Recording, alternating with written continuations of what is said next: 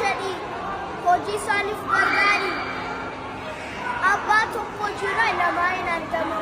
Haadha tokko jira lamaa hin argamu.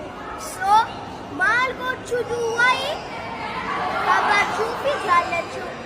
Haadha kee fi abbaa kee jaalladhu. Haadha kee fi abbaa kee tokkuma. Yeroo abbaa noo jedhee haadha noo. Yeroo haadha noo jedhee abbaa noo jedha. Yeroo haadha yes jedhee abbaaniyyuu yes jedha.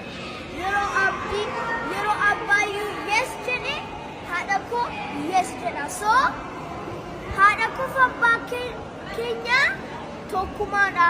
Haadha keenya fi abbaa keenya hard workeriidha. Gargaartuudha lamaan isaanii. Nagaan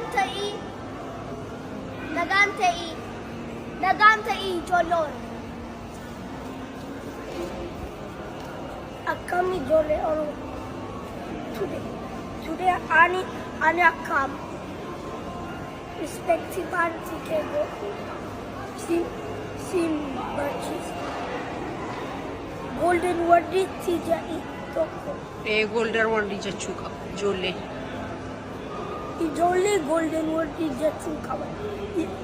Golden wardii maal maalidha? Yeroo golden wardiin jenne waan tokko iyyuu hin argamu. Golden wardiin maal maalidha? Golden wardii thank you, please, sorry, excuse me.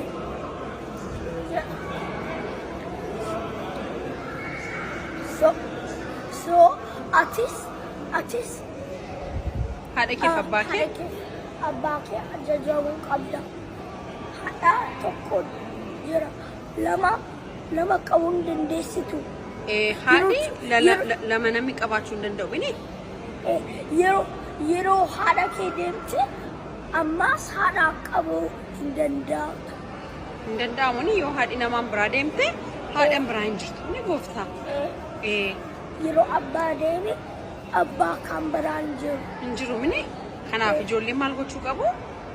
Ajajamuu qaba. Miniire haadha isaanii fi abbaa isaanii kabajuu qabu mini?